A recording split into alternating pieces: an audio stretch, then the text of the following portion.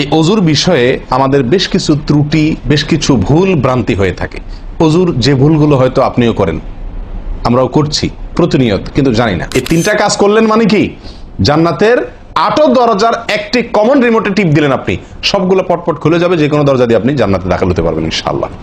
আমরা সকলেই কম বেশ জানি যে অজু বা পবিত্রতা এটা হলো সালাতের চাবি। নবী সাল্লাল্লাহু আলাইহি ওয়াসাল্লামের সূরা আবু দাউদে বর্ণিত হাদিস আসছে, তিনি বলেছেন মিফতাহুস সালাতি আত-তাহুর, সালাতের বা নামাজের চাবি হলো কি, পবিত্রতা বা অজু। তো চাবি যদি ঠিক থাকে, পারফেক্ট হয়, তাহলে তালা খুলবে।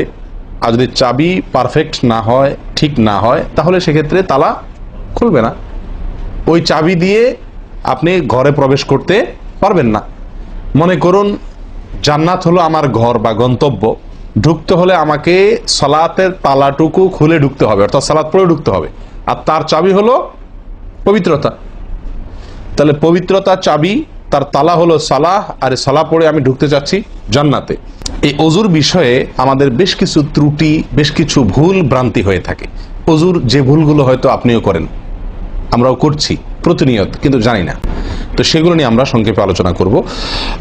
নবী সাল্লাল্লাহু আলাইহি ওয়াসাল্লাম বুখারী মুসলিমের হাদিসে আসছে, তিনি বলেছেন লা তুকবালু সালাতুন বিগাইরি তাহুরিন, পবিত্রতা ছাড়া কোনো সালাত কবুল হবে না। প্রিয় ভাইরা, অজু দুই প্রকার, একটা হলো কোন রকম অজু, আরেকটা হলো পূর্ণাঙ্গ অজু। একটা হলো কোন রকম অজু, আরেকটা হলো কি পূর্ণাঙ্গ অজু। পূর্ণাঙ্গ অজু যেটা, এটাকে হাদিসের ভাষায় বলা হয়েছে ইসবাগুল ওযু। পূর্ণাঙ্গভাবে অজু করা, এটাকে বলা হয়েছে ইসবাগুল ওযু, অর্থাৎ ওযুকে পরিপূর্ণভাবে করা। আর একটা হলো যেন ভাবে কোন রকম ভাবে অজু সেরে ফেলা।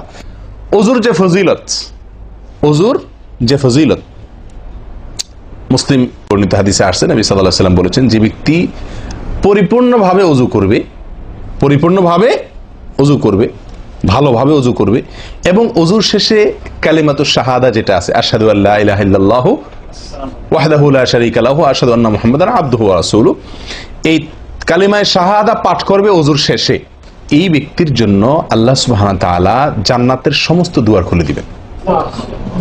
তাহলে আমরা বলতে পারি জান্নাতের 8 দুয়ারের সমস্ত দুয়ারের একটা রিমোট এখানে নবী সাল্লাল্লাহু আলাইহি ওয়াসাল্লাম আমাদেরকে বাতলে দিয়েছেন। একটি রিমোট, এই এক রিমোট টিপের সঙ্গে সঙ্গে 8 দরজা সব খুলে যাবে। সেটা হলো অজুকে কি করা, পরিপূর্ণভাবে করা, সুন্দরভাবে করা, এবং এর শেষে, অজুর শেষে কালিমাতুশ শাহাদা পাঠ করা, আশহাদু আল্লা ইলাহা ইল্লাল্লাহু ওয়াহদাহু লা শারীকা লাহু ওয়া আশহাদু আন্না মুহাম্মাদান আবদুহু ওয়া রাসূলুহু। আপনি পাঠ করলেন, জান্নাতের সমস্ত দুয়ার এর রিমোট যেন টিপ দিলেন। এই তিনটা কাজ করলেন মানে কি, জান্নাতের 8 দরজার একটি কমন রিমোটে টিপ দিলেন, আপনি সবগুলো পটপট খুলে যাবে, যে কোনো দরজা দিয়ে আপনি জান্নাতে দাখিল হতে পারবেন ইনশাআল্লাহ। প্রিয় ভাইরা, এখন আসি আমরা অজুতে কি ভুলগুলো আমাদের এমন হয়, যেগুলো কারণে আমাদের অজুর পূর্ণতা নষ্ট হতে পারে। তার ভিতরে 1 নম্বরের ভুল হলো, যেটি আমাদের হয়ে থাকে অজুর ক্ষেত্রে অনেকেরই, সেটা হলো বিসমিল্লাহ পাঠ না করা। অজু শুরুতে কি পাঠ করতে হয়? বিসমিল্লাহ। আপনি যখন হাত ধুয়ে তো অজু শুরু করবেন, দুই হাতের কবজি দুই হাতে অজু শুরু করবেন না, প্রথম কাজ, তার আগে আপনি কি করবেন?